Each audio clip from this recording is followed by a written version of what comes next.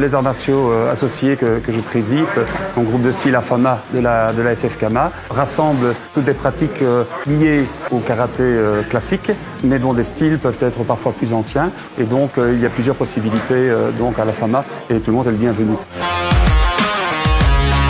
Le karaté Jiseido est un art de percussion à partir d'une méthode qui travaille sur pied et poing pour arriver, le cas échéant, au corps à corps.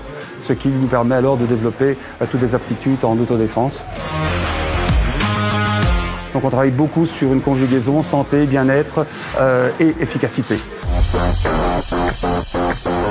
Donc les valeurs qui sont dans notre pratique sont identiques, je dirais, aux références donc du karaté, disons, plus classique. En fait, on travaille beaucoup, nous, sur vraiment le développement de l'autonomie. Vous avez ici des personnes qui ont plus de 70 ans, nous avons des plus jeunes, nous avons donc des personnes de corpulence différentes, nous avons des dames et surtout nous développons aussi la défense féminine avec des enfants aussi, parce que nous donnons cours aux enfants de pouvoir justement développer toutes ces valeurs, toute cette dynamique de respect, mais également de maîtrise et en même temps de canalisation de la violence, quoi. Je pense que c'est vraiment très important en termes de gestion de l'agressivité.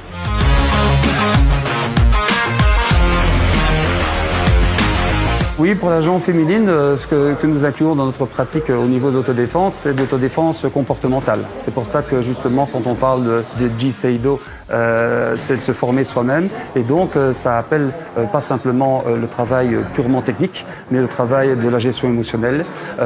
Et donc, de pouvoir travailler sur la posture, sur l'envergure. Nous avons donné cours à plusieurs centaines donc de dames pour justement leur apprendre rapidement à pouvoir sortir d'une situation de crise. Donc c'est une autodéfense globale et qui permet de gagner en confiance en soi, en affirmation de soi, en image de soi et donc finalement en estime de soi. Dans notre pratique, nous incluons justement le casque et le gant. Et les gants comme étant une pratique qui permet justement de pouvoir se préserver et donc d'être comme dans un laboratoire de gestion justement de la violence, parce que c'est particulier dans notre pratique, c'est que si vous recevez un coup au casque, eh bien votre ego va revenir. Et je crois que c'est à ce prix-là qu'on peut justement gérer son agressivité et sa violence, sinon ça part un peu dans tous les sens.